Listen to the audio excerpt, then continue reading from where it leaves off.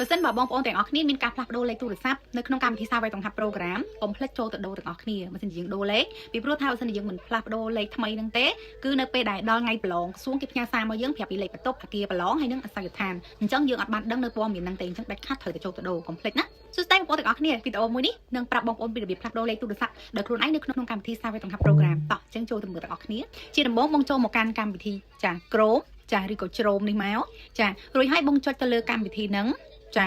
រួចហើយបងវាយពាក្យថា Socinet ចា Socinet ជាអក្សរអង់គ្លេសក៏បានឬក៏អក្សរកូរ៉េខាងក្រោមហ្នឹងសារវាយក្នុងឆុងបូម៉ាងចាបងចុចលើពាក្យពីរហ្នឹងមួយណាក៏បានដែរអង់គ្លេសក៏បានកូរ៉េក៏បានដែរអញ្ចឹងបងចុចលើពាក្យហ្នឹងចាបន្ទាប់ពីបងចុចទៅលើពាក្យហ្នឹងហើយគឺវានឹងចេញផ្ទាំងមួយបែបនេះចានៅពេលដែលចេញមកផ្ទាំងមួយបែបនេះរួចហើយបងចាគឺចុចពាក្យថា login ណាចាចុចពាក្យ login ហ្នឹងហើយធ្វើការវាយចា ID password របស់បងលើក្រោមចា ID និង password របស់បងរួចហើយបងចុច login បោះខៀវហ្នឹងចាចុច login ទៅវានឹងលោតផ្ទាំងមួយមកបែបនេះមួយទៀតចាផ្ទាំងមួយបែបនេះហើយបងចុចទៅលើពាក្យ my page ចាចុចលើ my page ហើយបងនឹងឃើញផ្ទាំងមួយបែបនេះបងមើលមកខាងក្រោមតិចមកបងឃើញពាក្យថា Heaven Sangse Chongbo Hack In ចាំបងចុចលើហ្នឹងមកលើហ្នឹងហើយគឺវាឲ្យបងវាយចា password បងម្ដងទៀតហ្នឹងបងវាយចា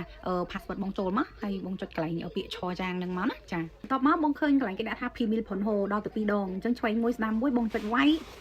password របស់បងចូលទៅក្នុងហ្នឹងទៀតចាចុច2ដងចូលមកណាចាចុច2ដងមកបន្ទាប់មកបងមើលមកខាងក្រោមបន្តិចចាបងឃើញគេដាក់ថា handphone ផុនហូអាហ្នឹងលេខចាស់របស់បងបើសិនជាមានលេខចាស់របស់បង select វាទាំងអស់ឬក៏លុបវាចេញណាចាបន្ទាប់មកបងវាយលេខថ្មីដែលបងមានការផ្លាស់ប្ដូរហ្នឹងបងវាយលេខថ្មីបងចូលមក010ប៉ុន្មានចុចចឹងទៅណាហើយបងមើលមកខាងក្រោមហ្នឹងទៀតឃើញគេដាក់ថា Chana Ponho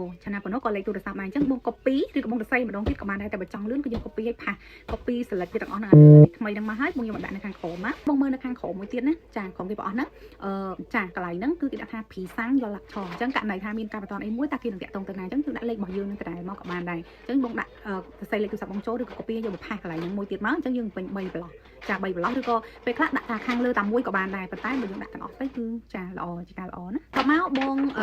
មើលមកខាងក្រោមតិចមកបងឃើញពាក្យថាស៊ូចង់ចាស៊ូចង់ខាងក្រោមហ្នឹងបងចុចលើពាក្យស៊ូចង់ហ្នឹងមកណាចាកន្លែងស៊ូចង់ហ្នឹងហើយគេសួរយើងថា Heaven ឆុងបូឬស៊ូចង់ហាស៊ីកេសំនីកាតើបងចង់ធ្វើការផ្លាស់ប្ដូរដែរឬទេអញ្ចឹងបើសិនជាបងពិតជាដូរលេខទូរស័ព្ទបងចុចអូខេមកតមកវានឹងលោតថា